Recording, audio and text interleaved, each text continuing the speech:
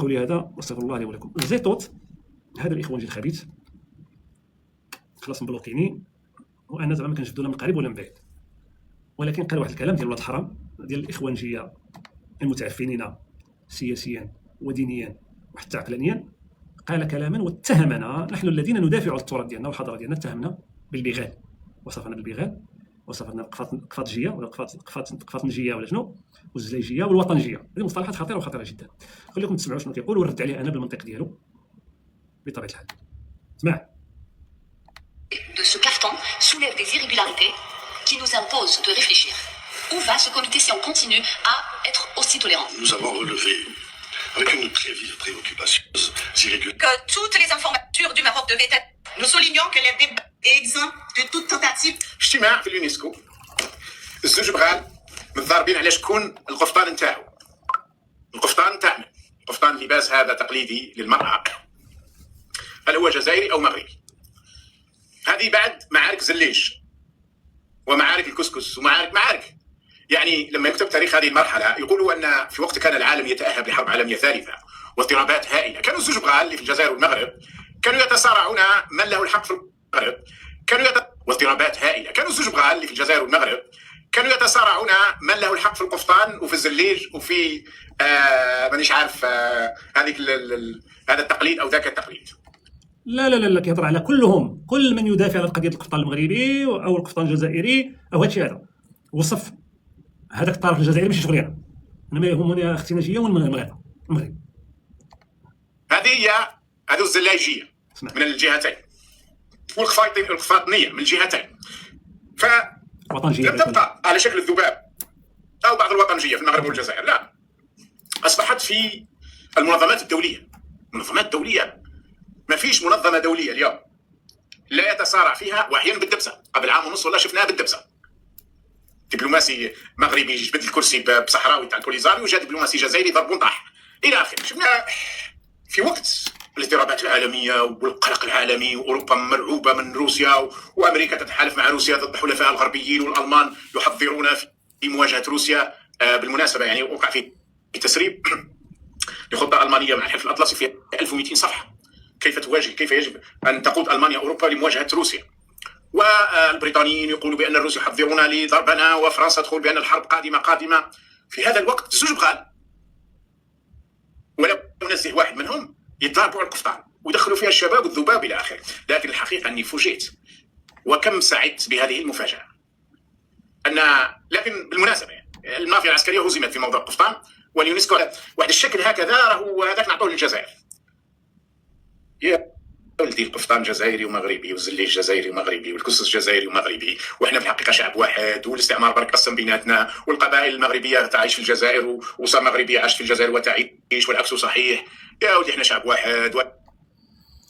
ولا البغل هو اللي ما عرفش يربيك نتايا، اللي ما عرفش يربيك لانك شفار.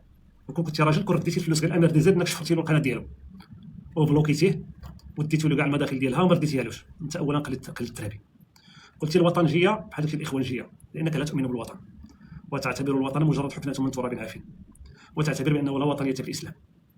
ثالثا انت موسخ من يتحدث بلغه البغال، ابغلهم وهو الحمار ديال بصح.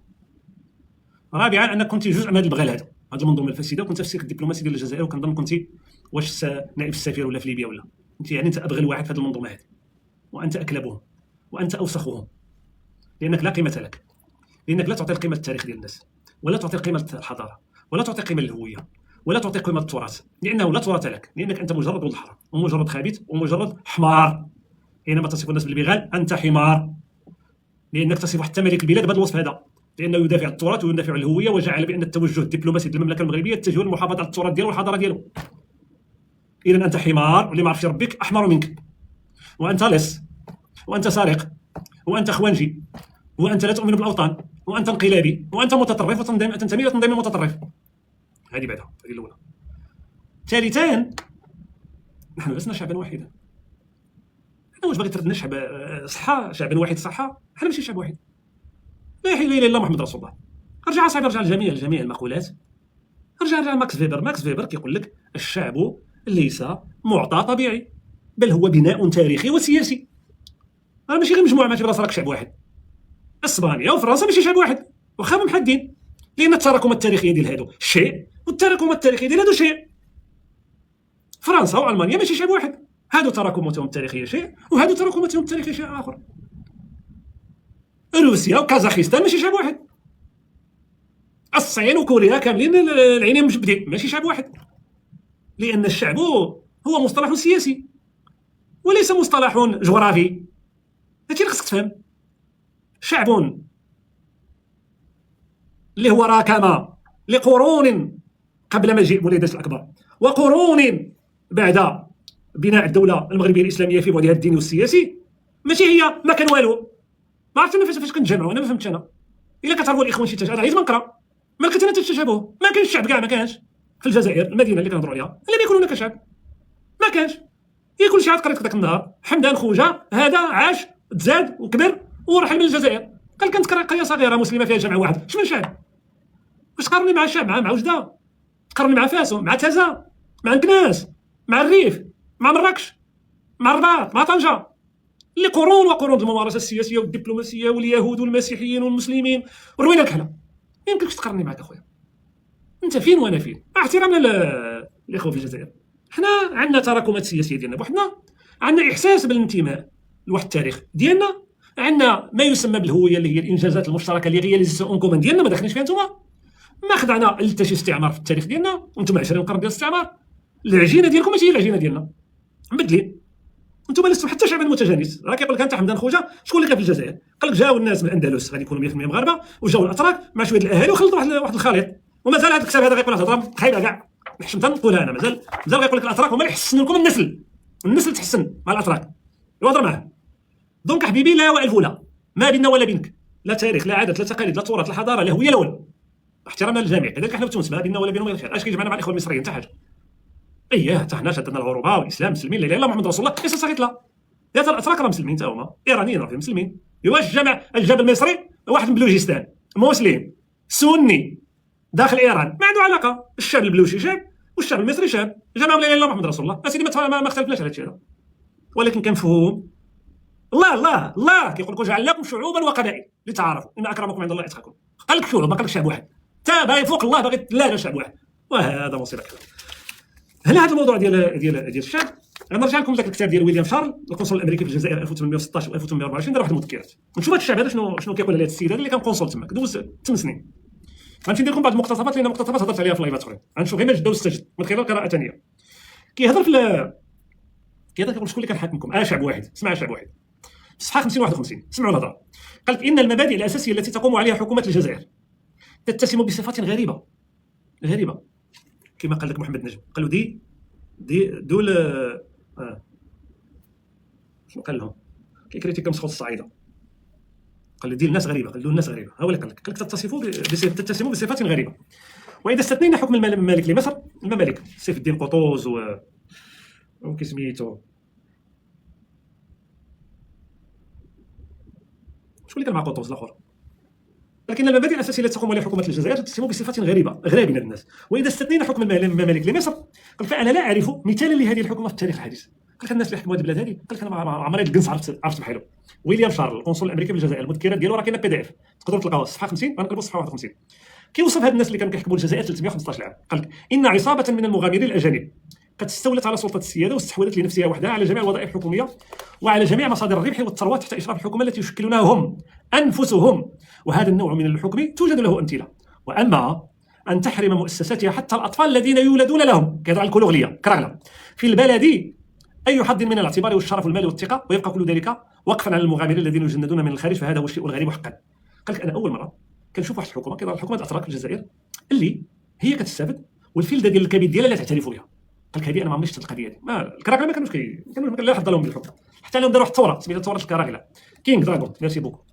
كيزيد في الصفحه 51 وكيقول لك ووجود الاتراك ما كاينش جزائري، ما كاين حتى شي جزائري في الافريق. ووجود الاتراك حيثما وجدوا هو اشبه ما يكون بمعسكر بربري، شعب واحد بمعسكر بربري منه بدوله قائمه على قواعد سليمه.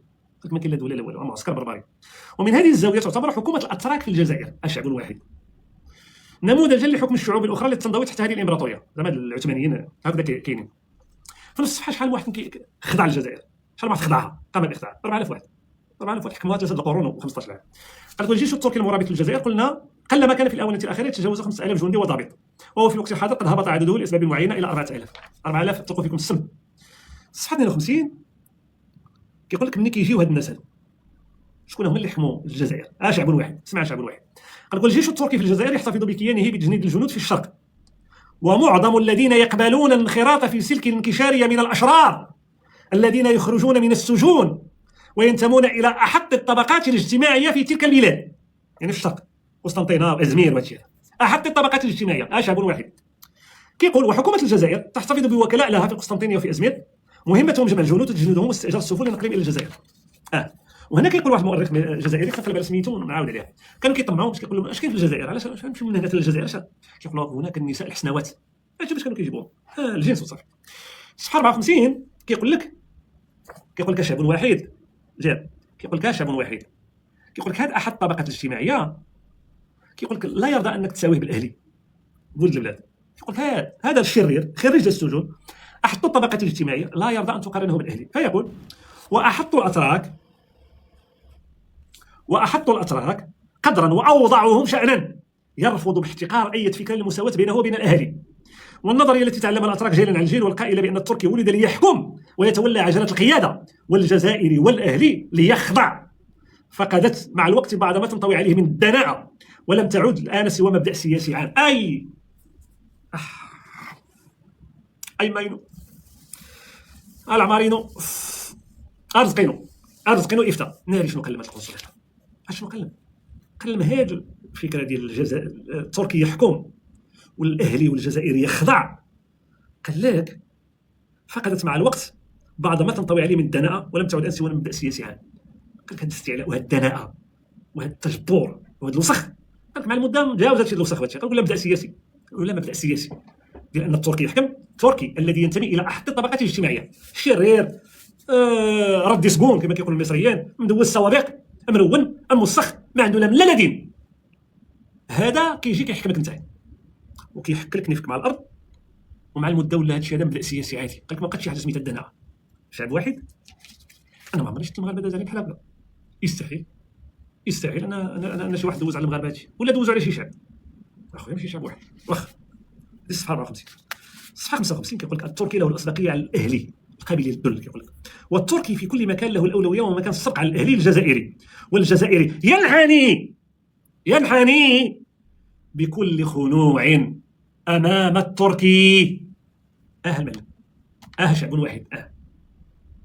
جبيلوه الميريكان بكل خنوع امام التركي متى لقيوه في الطريق العمومي. اللي بغى يسكرينيها ولا يقول لك صنايبي كيفاش قلوبها باش تسكرينوها صح.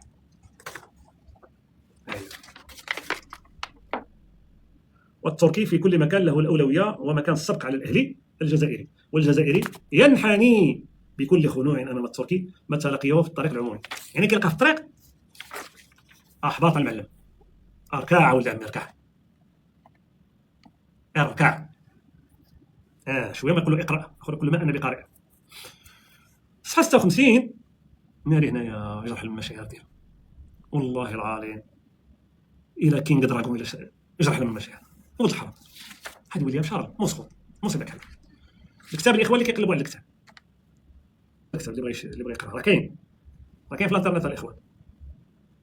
غيقول لهم يمتاز الاتراك بقوه اجسامهم وجمال اشكالهم والامتيازات التي تتمتع بها طائفتهم وامالهم في الحصول على مناصب عاليه في الدوله تتيح لهم فرصه نادره للمصاهره والزواج في البلد.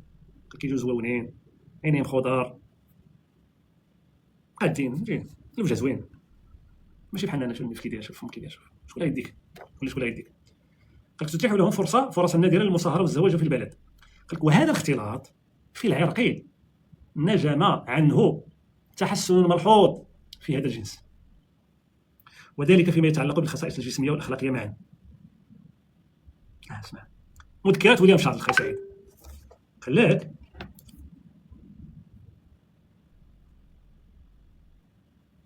فرص نادرة للمصاهرة والزواج في البلد، وهذا اختلاط في العرق نجم عنه تحسن ملحوظ في هذا الجنس، وذلك فيما يتعلق بالخصائص الجسمية والأخلاقية معا. شعب واحد. صفحة 150 هذا تيني خايبة والله العظيم خايبة بالله. زعما قلبي المسكين لا يتحمل. اجرح لب.